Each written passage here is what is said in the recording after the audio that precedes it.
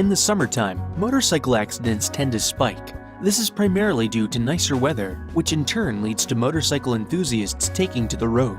Collisions involving motorcycles can result in serious injuries or even death. The injuries are often extensive, and the person on the motorcycle is left to deal with medical bills while unable to work. The attorneys at Rutzick Law Offices represent injured clients harmed in motorcycle accidents. Call us today to find out more.